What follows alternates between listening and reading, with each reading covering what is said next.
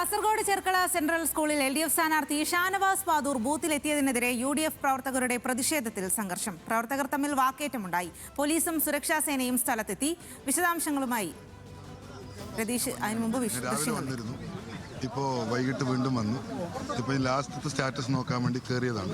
അപ്പോൾ കയറുമ്പോൾ ഇവർ പറയുന്നത് സ്ഥാനാർത്ഥി ഇവിടെ ഇരിക്കണ്ട, സ്ഥാനാർത്ഥി നോക്കണ്ട എന്നാണ് പറയുന്നത്.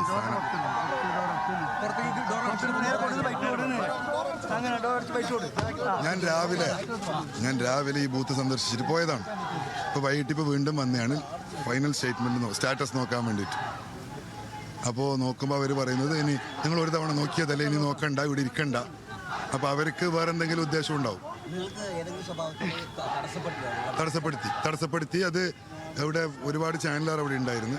തടസ്സപ്പെടുത്തി. പക്ഷെ എനിക്കതിൽ പരാതിയില്ല.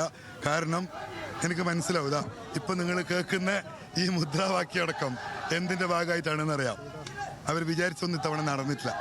ആ നടക്കാത്തത് കൊണ്ടാണ്. നടന്നിട്ടില്ല എന്നല്ല, പൂർണ്ണമായും നടന്നിട്ടില്ല എന്ന് പറയാൻ പറ്റില്ല. എങ്കിലും ഒരു പരിധി വരെ നമുക്കതിനെ തടഞ്ഞാൻ പറ്റിയിട്ടുണ്ട്. അതാണ് അവരുടെ പ്രശ്നം. താങ്കളെ തടഞ്ഞ ആരാണ്? ഇത് മുസ്ലിം ലീഗിന്റെ പ്രവർത്തകരാണ്.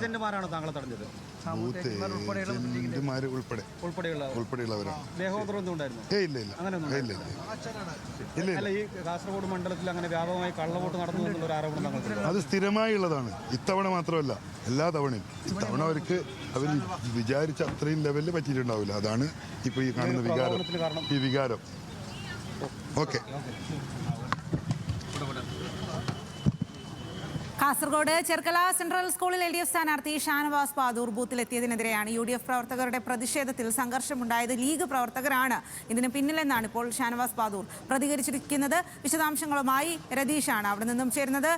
രതീഷ് വാസുദേവൻ, എന്തായാലും വലിയ തരത്തിലുള്ള ഗുരുതരമായിട്ടുള്ള ആരോപണമാണ്. ലീഗ് പ്രവർത്തകരാണ് ഇത്തരത്തിൽ തനിക്കെതിരെ പ്രതിഷേധവുമായി എത്തിയത് എന്നാണ് പറയുന്നത്. എന്താണ് അവിടെ സംഘർഷ സാഹചര്യത്തിലേക്ക് കാര്യങ്ങൾ നീങ്ങാനുള്ള സാഹചര്യം ഉണ്ടായത്?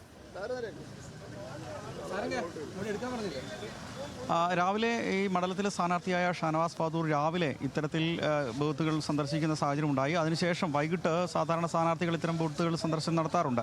അതുപോലെ തിരിച്ച് വൈകിട്ട് ഇത്തരത്തിൽ സന്ദർശനം നടത്തുന്നതിനിടയ്ക്കാണ് ബൂത്ത് ഏജന്റുമാരുൾപ്പെടെ UDFിൻ്റെ ബൂത്ത് ഏജന്റുമാർ ഉൾപ്പെടെ ഇത്തരത്തിൽ പൊടുന്നനെ ഇദ്ദേഹത്തെ തടഞ്ഞു വയ്ക്കുകയും ബൂത്തിനുള്ളിൽ കയറാൻ അനുവദിക്കില്ല, ഇരിക്കാൻ അനുവദിക്കില്ല തുടങ്ങിയ കാര്യങ്ങൾ ഉന്നയിച്ച് പുറത്തേക്ക് പോകണം എന്ന് ആവശ്യപ്പെടുകയും സുരക്ഷാ ഉദ്യോഗസ്ഥരൊക്കെ എത്തുന്നവരെ അങ്ങോട്ടും ഇങ്ങോട്ടും ഒരു വാക്കേറ്റത്തിൻ്റെ സാഹചര്യം ഉണ്ടായത്. പിന്നീട് സുരക്ഷാ ഉദ്യോഗസ്ഥരും പോലീസും സുരക്ഷാ സേനയൊക്കെ എത്തിയാണ് അദ്ദേഹത്തെ പോളിംഗ് സ്റ്റേഷന് പുറത്തേക്ക് കൊണ്ടുപോയത്. ആ സമയത്ത് തന്നെ UDF പ്രവർത്തകർ വലിയ തരത്തിൽ മുദ്രാവാക്യം വിളിക്കുന്നുണ്ടായിരുന്നു.